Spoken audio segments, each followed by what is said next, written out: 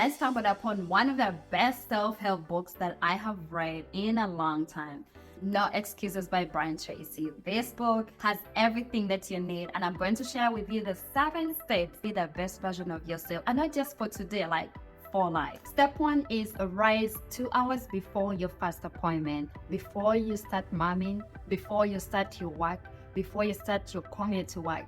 Wake up at least 2 hours. What are you going to do in this? To study your craft, meditate, you do your workouts, increase and learn a new skill. How do you really manage to wake up that early? What I've done is sleep earlier and try as much as possible to sleep same time, so I'm able to wake up same time. Every time I try to prolong my nights and sleep late, I struggle to wake up. This is going to really change your life. Step 2 is have goals. Make sure they are specific, measurable, attainable, relevant, and time bound.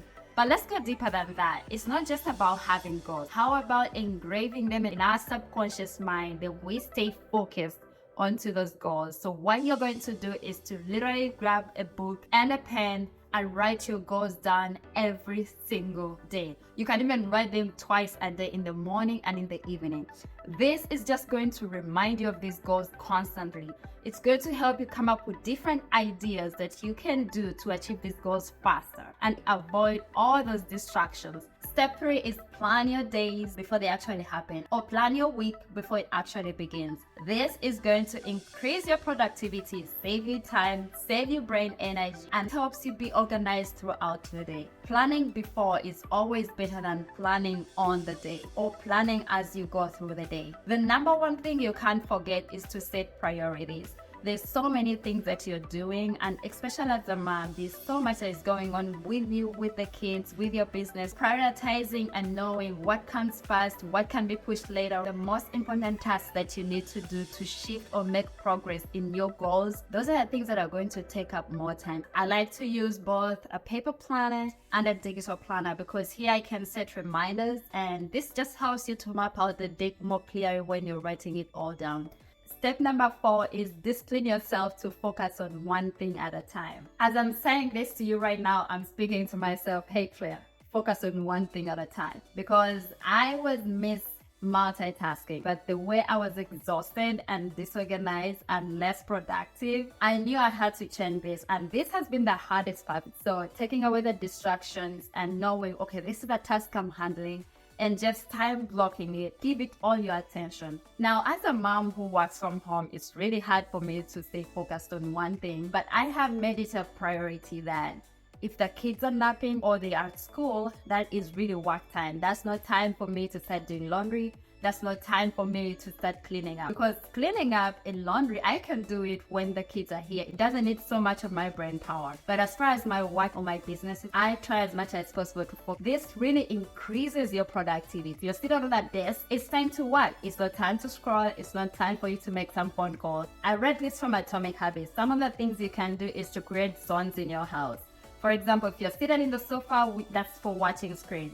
Now, if you go to the bedroom, that's for sleeping. I'm seated in the workplace, that's for me to work. So at least you streamline every place and you know, okay, once I'm out of this zone, now I'm going to do something else in another zone. Step 5 is commitment to constantly be growing. So that means you're constantly feeding yourself with information that is helping you to grow in the different areas of your life. If you have a long commute, just make that your reading place, like you're listening to podcasts or the audiobooks. And let every situation be an opportunity for you to learn and to grow from it. The fact is that if you're not getting better, you are getting worse. No one stays in the same place for long. The number one mistake that I did was trying to learn and develop so many things at the same time. So what I have decided is to narrow down. In this season, I want to learn something about a discipline or productivity. So I will try to make sure that I align all the podcasts, the books, or the YouTube videos that I'm watching to line up with the topic that I'm trying to really go and develop at. That way I can focus on one thing, get better at it, and stuck onto other habits. The overwhelm comes from trying to learn everything at the same time. That is impossible. Step 6 is developing the habit of evaluating yourself. Creating self-awareness is one of the most powerful tools that you can use in your personal development because it helps you to align how far have I come, where can I improve, who can help me get better. Evaluate your days too. How did I go through today? Evaluating and constantly being aware of where you are is such a powerful tool. At the end of the day, just take 5 minutes to evaluate yourself, 5 minutes for you to plan your day so you have more productivity and growth. Studies show that this is the most powerful and the fastest tool to self-development. Step 7 is treat every person you meet, either at work or at home, like they are very important people, like they are $1 million clients. You never know who you're meeting.